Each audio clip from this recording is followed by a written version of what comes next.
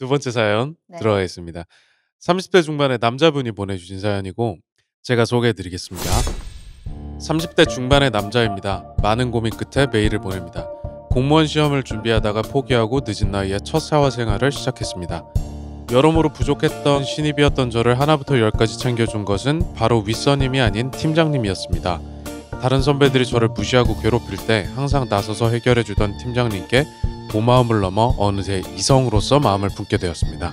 한 번에 이혼을 겪었던 팀장님이었어서 새로운 관계는 어려울 것 같다는 생각에 정말 최선을 다했습니다. 결국 아내는 제 마음을 받아주어 1년의 연애 후 결혼을 하게 되었습니다. 팀장님이 이제 아내가 된 거군요. 네. 취업보다도 더 큰 성공을 해낸 것 같아 너무나 뿌듯하고 기뻤습니다.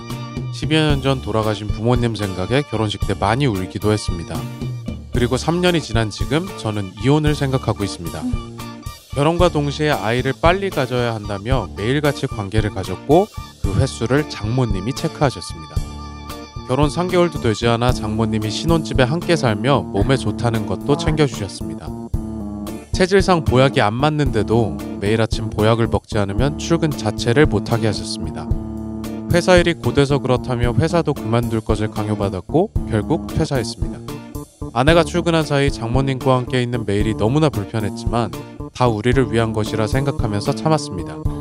나 이거 못 듣겠네 진짜 이 아저씨. 장난 아니다 진짜. 나 이 아저씨가 장난이 아니야. 1년의 노력 끝에도 아이가 생기지 않아 불임 테스트를 했고 아내와 저 둘 다 아이를 갖기에 적합하지 않다는 진단을 받았습니다. 그 전까지 그래도 어떤 사람은 부러워할 만한 삶이다 라 생각했던 제 인생이 지옥으로 바뀐 것은 그때부터였습니다. 모든 것이 제 탓이었습니다. 아이를 못 가진 것도 제 탓, 집에 벌레가 나와도 제 탓, 샴푸가 떨어져도 제 탓, 제가 재취업을 못하고 점점 건강이 안 좋아지는 것도 제 탓이었습니다. 집에 있는데 벌레가 나오게 집 관리를 하냐고. 샴푸가 떨어져서 사와야지. 건강이 안 좋아져. 왜 건강 얼마나 잘 챙겨줬는데. 나 네 탓이지. 네 탓이야. 진짜 못 살아 아주 그냥. 더 끔찍했던 것은 아내도 그런 상황을 방관하고 부추기기까지 했다는 것입니다. 제가 아들처럼 살갑게 대하지 않으니 나이 드신 분이 싫어하는 게 당연하지 않냐고요. 애교 넘치는 사위는 아니었지만 할 도리는 다 했고 그 결혼 생활 동안 저희 부모님 제사 한번 제대로 모신 적이 없었습니다. 마음이 너무 안 좋아 지난 추석만큼은 꼭 부모님 성묘를 가겠다고 생각했는데 그날도 당연히 장인어른 성묘를 가야 한다며 거기는 나중에 따로 가던가 하라고 말하는 모녀를 보고는 너무나 기운이 빠져버렸습니다. 망연자실한 제게 장모님은 감히 뭐하는 거냐고 고함을 치더니 이렇게 산송상처럼 있을 거면 당장 헤어지라고 하더군요. 저도 모르게 그러겠습니다 라고 한마디 했을 뿐인데 온 집안이 난리가 났습니다. 장모님은 뒤로 나자빠져 버리시고 아내는 울면서 소리를 지르고 119를 부르고 이웃들은 구경하고 저도 밀려 넘어지고 떠밀리듯 집을 나와서 정처 없이 걷다가 마시지도 못하는 술을 마시고 눈이 빠지도록 울었습니다. 이혼은 당연한 일이라고 생각합니다. 다만 그 모녀가 저에게 했던 것처럼 마치 그들이 피해자인 것처럼 굴 것이 뻔한데 그 모습을 보면 정말 미쳐버릴 것만 같습니다. 살고 있는 집, 자동차, 가전제품 모두 아내와 장모님이 마련했습니다. 그리고 저희 형이 급하게 사업 자금이 필요해 신혼 초기에 장모님이 1,500만 원을 빌려준 일이 있습니다. 결혼 후 얼마 안 돼 퇴사하였고 집안일도 장모님이 하셨으니 이 가정의 살림살이에 보탬이 되었다고는 할 수 없습니다. 저에게 유리할 것이 하나 없는 상황임에도 이혼을 하면서 처음이자 마지막으로 그 모녀에게 작은 생책이라도 입히고 싶습니다. 이런 생각도 너무 유치한가요? 네 분의 생각이 듣고 싶습니다. 감사합니다. 라고 보내주셨습니다. 절대로 만나선 안 될 두 형태의 사람이 만났다. 그래서 정말 이렇게 최악의 결과를 낳았다라는 생각이 저는 들거든요. 사실 사연자도 사연자지만 이 아내 쪽이랑 장모님 쪽도 만만치 않다. 이혼을 한번 했던 게 이것 때문이 아닐까 하는 생각이 들거든요. 저도. 장모님 때문에. 네. 완전 양극단에 있죠. 너무나 이제 자기 부모님과의 관계가 깊이 유착돼 있고 성인이 되어서도 그거를 떼내지 못한 사람들은 결혼 생활이 행복한 거를 거의 못 본 것 같아요. 네. 와, 난 이 부분 이제 문제가 많이 심각하다고 생각하는 게 지금 3년 됐고 결혼한 지 네. 1년 연애했고 그러니까 4년 전이면은 30이나 뭐 29 정도 됐겠죠. 그쵸? 그때 늦은 나이에 첫 사회생활을 했는데 다른 선배들이 저를 무시하고 괴롭힐 때 항상 나서서 누가 해결해줬지? 팀장님. 와이프가. 그거를 해결해주는 정말 팀장님 의존해가지고 그 연애 감정까지 발전해갖고 결혼했다? 뭘 하나 다 챙겨줘야 되는 사람, 뭘 하나부터 열까지 다 신경 써줘야 되는 사람. 저는 여기가 하이라이트예요. 네. 퇴사한 거. 퇴사. 아니 누가 강요한다고 퇴사를 해. 보약을 먹지 않으면 출근 자체를 못하게 해서 아 못하게 한다고 안 합니까? 장모님 저 출근해야 돼요라고 하고 나가야죠. 본인. 봐봐. 다른 선배들이 무시하고 괴롭혔던 회사란 말이야. 본인 혼자서 굉장히 회사 생활 해나가기가 쉽지 않았어. 그랬던 상황을 생각해줘. 어디 남 탓을 하고 그렇게. 그럴 거면 다른 회사 다녀야지. 뭐 이렇게 자꾸 힘든데 맨날 힘들다고 하니까 그럴 거면 그만둬. 때려쳐. 당장 때려쳐. 무거운 날 아주 그냥 맨날 회사 욕하고 때려쳐. 때려치든가 아주 그만해. 힘들다 피곤하다 피곤해서 그러니까 그래. 정말 그럴 거면 그냥 그만둬라. 이걸 달고 산 거지 이 사람들도 그냥. 아니 그 성묘도 그래요. 솔직히 당일에 한 번에 갈 수 없습니다. 불가능한 거 사실 현실적으로 알잖아. 그렇죠. 양쪽 멀면 가기 힘들죠. 아니 바로 옆에가 아니면은 한 지역이 아니면은 맞아요. 당일에 여기랑 저기랑 둘 다 갈 수가 없어. 교통이 진짜 막힙니다. 그러면은 뭐 한 주 먼저 가자 이런 얘기가 나오게 되어 있거든요. 그렇죠. 그러면은 아니 회사도 안 다니잖아. 먼저 따로 가도 되지 않나요? 나 진짜. 추석에 당일날 가야 제맛인 거 아니에요? 요즘은 뭐 미리 가죠 대체로 그죠? 나 그래가지고 이분 진짜 너무 모든 게 남 탓인 것 같아서 모든 게 남 탓이야 이분 인생이 진짜. 아니 그리고 진짜 벌레가 나와도 내 탓, 샘퍼가 떨어져도 내 탓, 제가 체험 못하고 점점 건강이 안 좋아져. 누구 탓이냐고. 진짜 집에 있으면서 나 진짜 근데 일단 골머리야. 이제 저는 이제 장모님도 만만치 않다. 결혼과 동시에 장모님은 이 집에 왜 들어와 있는 거죠 도대체? 그 매일같이 관계를 가졌고 횟수를 장모님이 체크. 미쳤나 봐 진짜. 나 너무 무서워 이런 거. 아니 그리고 저는 이 아내분이 저는 가장 큰 문제라고 생각해요. 그쵸. 맞아요. 아내분이 중간 역할을 너무너무 못한다. 그러니까. 이런 생각이 들고 아내분이 중간에서만 역할을 잘했어. 이거는 뭐 남녀가 바뀌어도 마찬가지인 것 같아요. 각자 자기 부모님과는 중간에서 역할을 잘 하는 게 갈등을 최소화할 수 있는 방법인데 이 아내분은 그냥 엄마가 하는 대로 그냥 두잖아요. 매일같이 관계를 가지고 그 횟수를 장모님이 체크하셨습니다. 이걸 우리가 관계 갖는 거 엄마가 왜 체크해 민망하게 사위 보기 부끄럽지도 않아? 이렇게 얘기를 해야 되는데 둘이 그걸 보고를 하고 앉아있었던 거 아니에요 지금 엄마한테. 그러니까는 이게 이렇게 부부의 가장 은밀한 부분까지도 장모님이 그 영역을 침범을 하니까 이제 아예 그냥 거의 장모님의 아바타가 돼버린 거죠. 그쵸. 이 둘이. 그래도 뭔가 장모님과의 관계를 자기가 풀어나가려고 노력을 한다던가 이건 아니다라고 선을 지켰어야 된다던가 본인의 어떤 노력은 모르겠고 본인이 온통 피해자야. 본인이 보통 이렇게 당한 것만 이렇게 쏟아내니까 공감이 좀 안 된다. 본인이 뭔가를 하려고 했었는지 본인이 무슨 노력을 하려고 했었는지 그런 거 전혀 모르겠고 그리고 되게 자기가 스스로 생각하기도 자기가 무뚝뚝한 사위. 그치만 할도리를 했다. 뭘 할도리를 했는지 모르겠다. 뭘 할도리를 했는지. 무슨 할도리를 했을까. 본인 말로는 의지가 나름대로 없진 않았었던 것 같아요. 결혼 초기에는. 그래서 지금 신혼집이라고 하는 것도 이제 아내분이 원래 살고 있는 집에 그냥 들어간 건데 원래 목표는 작게라도 따로 집을 얻어서 자기가 좀 이렇게 하고 이제 의욕적으로 뭔가 일도 해보고 뭐 이러고 싶어 했는데 아내도 장모님도 왜 멀쩡한 집이 있는데 굳이 그럴 필요가 뭐가 있느냐. 그렇게 해서 거기에 설득되고 그리고 퇴사를 하게 된 것도 본인은 굉장히 하고 싶지 않아 했는데 강권 이렇게 밀려서 그렇게 됐다. 그리고 보역 같은 경우도 먹으면 계속 토하고 막 이랬대요. 그럼 안 받는 건데. 건강에 문제가 있는 거니까. 사실 제가 또 했던 사건 중에 그 장모님이 애초부터 내 딸에게 미치지 못하는 사위다. 그러니까 결혼하고 나서도 그냥 일방적으로 사위를 무시하는 그런 경우가 있었어요. 뭐 같이 산 건 아니었지만 뭐 예를 들면은 아내가 조금이라도 삐졌다라고 해서 내 딸이 조금이라도 기분이 상했다. 그럼 친정에 왔다. 그러면 사위가 무조건 와서 빌고 데리고 가게 되고. 근데 안 좋아. 예, 빌거리가 있어야 비는데 그냥 화가 나서 갔는데 이거를 왜 빌어야 되는지 모르겠고 하니까 점점 사이가 악화되고 막 그러는 경우도 있었는데 이렇게 장모님이 지나치게 딸의 어떤 인생, 결혼을 통해서 새롭게 형성한 가정에 너무 지나치게 간섭이 심하면 결혼이 유지되기가 쉽지가 않아요. 네. 이런 장모님들은 왜 자기 인생을 안 사시는 거예요 도대체? 왜 이러는 거예요? 등산을 다니신대요 장모님이. 그래서 어느 산을 가야 되니 나를 거기다 데려다 달라. 그래서 운전을 해서 갔고 금방 내려올 수 있으니까 기다려라. 그래서 그 밑에서 대여섯 시간을 기다리다가 이제 너무 피곤해가지고 차 안에서 잠이 들었는데 깨보니까 전화가 수십 통이 와서 자기가 지금 발목이 안 좋으니까 올라와서 자기를 데리고 내려와라. 그래가지고 본인이 데리고 내려왔는데 이제 같이 가셨던 분들이 있을 거 아니에요. 네. 근데 그분들한테 내려오는 중에 이럴 때밖에 쓸모가 없다. 어머, 어머, 막 어머. 이런 얘기를 하셨었다고 하네요. 그러니까 이거 봐, 장모님도 만만치 않은 분이에요. 만만치 않은 않은 알고 분이에요. 있어. 네, 정말로.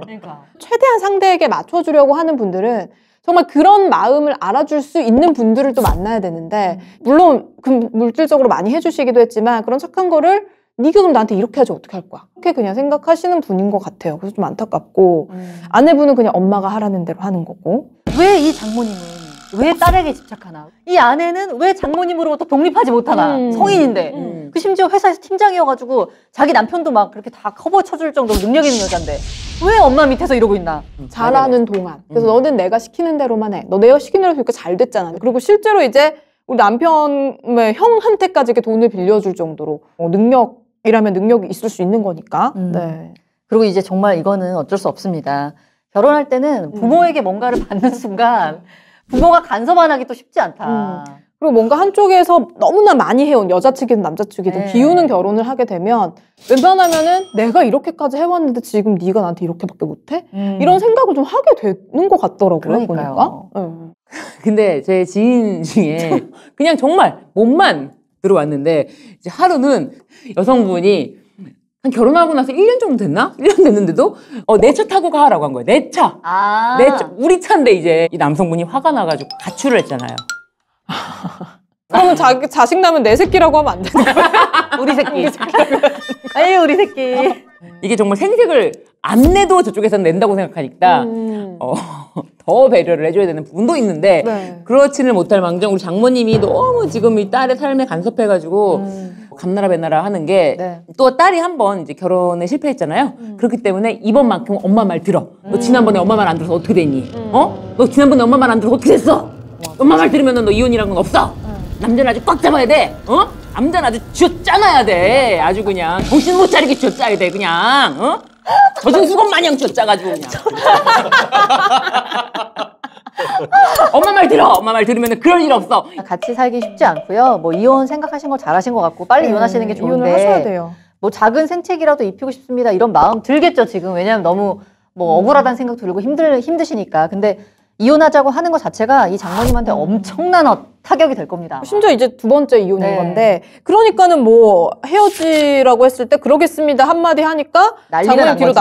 나자빠지고 울면서 소리 지르고 119 부르고 이웃들이 구경하고 집에서까지 쫓겨나시고 글쎄요 이거는 그냥 이혼하는데 이 부분에 대해서 이혼을 할 때 우리 사연자분이 따로 뭐 금전적으로 뭔가 불리해진다거나 뭐 그런 거는 없겠죠? 글쎄요. 게 뭐 있어야지. 그러니까 아무것도 없이. 근데 혹시 직업도 없네요 지금. 그러니까 퇴사한 지도 오래됐고 뭐 그래요. 뭐 장모님이 막 한약값 청구하고 막 이러는 거 아니겠죠? 근데 보면은 이 당장 헤어져라고 말을 장모님이 먼저 했잖아요.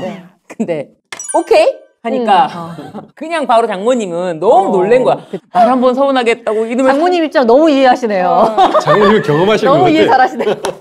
그랬더니 막 딸이 막 엄마 때문에 또 이혼이야. 어이구 엄마 때문에. 망했잖아. 지금이라도 정신을 차려가지고 아내가 이제 남편을 만약에 선택하는 일이 있다면 몰라도 이건 겨우 회복하기 어렵다. 근데 어떻게 이 상황을 3년까지 끌었을까요? 무기력하니까. 6개월 내에 쇼부를 봤어야 될 것 같은데. 그러니까요. 무기력해요. 사실 결혼한 지 3개월도 되지 않았을 때 3개월이면 진짜 완전 신혼이잖아요. 그때 장모님이 신혼집에 함께 살면서 관계 횟수 체크하고 이랬을 때 이미 이거는 싸하다. 아, 쎄하다. 이거는 잘못됐다. 근데 우리 사연자분 입장에서는 아내를 만나서 본인이 이렇게 회사에서 구박받던 것도 구제가 됐죠. 좀 더 집도 큰 집으로 옮기고 자동차도 마련해 주시고 또 이렇게 형한테 신혼 초기에 1,500만 원도 이렇게 사업자금으로 딱 빌려주시고 하니까 이런 것들에 대한 편안함을 놓치기 싫었던 게 아닐까 이런 맞아. 생각도 좀 들어요. 그래서 3년 동안 용인한 거잖아요. 그럼 거기에 대해서 이의를 제기할 수 있는 권리는 저는 소멸했다고 봐요. 너무 계속 의존하거나 누군가의 보호 아래 자꾸 들어가려고 하고 이렇게 살지 않았나를 한번 짚어보시고 이제 지금부터는 조금 더 독립적으로 주도적으로 삶을 살아가야 된다고 생각을 좀 굳게 마음 먹고 좀 가야 될 것 같아요. 얘들이 이혼하게 할 것 같다 진짜 큰일 났다라고 해서 갑자기 짐 싸서 나가신다거나 이런 이변은 일어나지 않는다. 네. 반대로 우리 사연자분이 좀 마음을 고쳐먹고 여기까지는 우리의 영역이니까 장모님 침범하지 말아주세요. 우리가 알아서 하겠습니다. 라고 아내분하고 얘기를 잘해서 하면은 오히려 이렇게 헤어진다고 던진 게 장모님을 조금이라도 분리할 수 있는 계기가 될 수도 있잖아요. 안 될 것 같은데.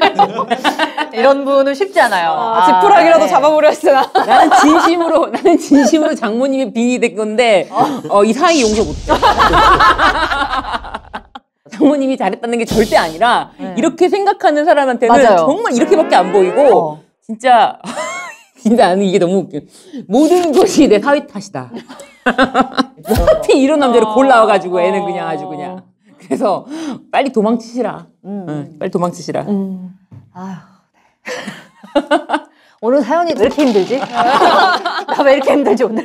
아니 진짜 뭔가 이런 분들이 옆에서 제 기를 다 빨아간 느낌이에요 오늘. 이 엄마가 지금 들어와 살았잖아요. 사실 이 딸도 딸과 엄마가요 엄청 끈끈한 것 같지만 굉장히 미묘하게 굉장히 힘든 관계예요. 맞아. 되게 힘든 관계예요. 되게 힘든 관계예요. 그럴 때 이 남자가 장모님 퇴치법 이런 거를 좀 연구했어요 이제 초반에. 장모님 퇴치법. 장모님 퇴치법이라는 게 있어요. 어떻게 해서든지 간에 장모님을 공동의 적. 그러니까 딸과의 그 약간의 빈틈만 있을 때 딸 앞에서는 아주 그냥 우리 와이프 편. 그리고 장모님 앞에서는 적당히 이제 또 장모님 편 들어주는 척하면은 딸 관계가 멀어져. 이간질 작전이지.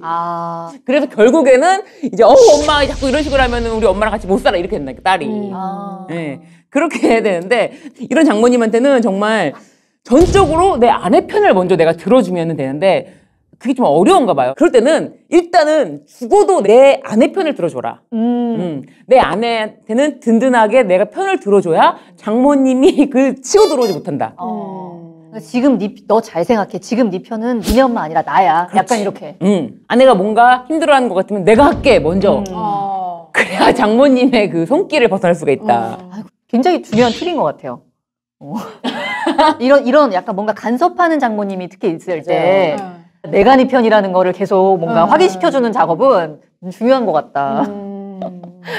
내가 만약에 이 모든 걸 받아들이고 살겠다. 사실 좀 스트레스지만 이런 삶에 익숙해지면 또 그냥 난다 받고 사는 거거든. 그러니까 그럴 각오로 내가 살겠다 하면 모르겠지만 그게 또 쉬운 일이 아니기 때문에 그래서 의지하면 안 돼. 맞아. 그래서 도움 받으면 안 돼. 쉽사리 부모들의 돈을 받으면 안 돼. 근데 의지하려면 지배하려고 한다는 게 진짜 친구 관계에서도 그런 게 좀 있는 것 같아요. 맞아. 맞아요. 그래서 막 뭐 연애 상담이라든지 이런 거를 너무 막 한 친구한테 막 하면은 그 친구가 시키는 대로 뭔가 해야 될 것 같고. 맞아. 네, 그리고 야 저번에 내가 너한테 이렇게 하라고 그랬는데 너가 이렇게 안 해놓고 또 나한테 왜 이래? 막 이런 식으로 얘기가 나오더라고요. 맞아요. 자기가 시킨 대로 안 하면 또 서운해한다. 맞아. 친구 간에도 그러는데 그러니까, 맞아. 어떡하겠냐고. 그건 인생의 진리다. 의지하려고 하면 지배당한다. 그치, 인생의 진리다. 근데 우리 사연자분 같은 경우에는 남의 말을 되게 잘 들어주는 스타일이고 되게 멘탈 같은 것도 굉장히 좀 약한 편이신 것 같아서 되게 지배당하기 쉬운 스타일인 것 같아서 누군가에게 쉽사리 의지하지 마시라 이런 말씀을 좀 드리고 싶습니다. 그렇습니다. 우리 그 사연자분이 앞으로 보다 독립적인 삶을 살기를 응원하면서 그 스타트가 이제 이혼이 되기를 저는 바랍니다. 이렇게 너무나 과도한 지배를 하려고 하는 분들과는 일단은 거리를 두셔야 우리 사연자분의 멘탈을 그나마 지킬 수 있겠다. 라는 생각이 드네요. 시청하시는 분들은 이제 50대도 있으시고 앞으로 자녀가 결혼을 앞두고 있으신 분도 계실 거고 한데 정말 자녀의 인생, 저는 정말 자녀의 인생에 대한 개입하면 안 된다. 남이라고 생각하면 된다. 저희 엄마도 우리 집에 아직 한 번도 안 왔거든요. 저희는 그렇게 많이 가요. 남의 집이고. 부모 자식 간에는 그냥 이미 새로운 가정을 꾸리고 뭔가 이렇게 독립적으로 다 됐으면 남이라고 생각하는 게 편한 것 같아요. 안 그러면 왜 엄마니까 그렇지 막 이러면서 너무 걱정을 많이 해주잖아. 친구들은 적정한 선에서 그래도 이렇게 하잖아요. 근데 부모 자식 간에는 너무 인생이 개입이 되면은 엉망이 된다. 힘들어진다. 그리고 애들도 엄마한테 김치도 갖다 먹으려면 엄마의 간섭을 허용하는 것이다.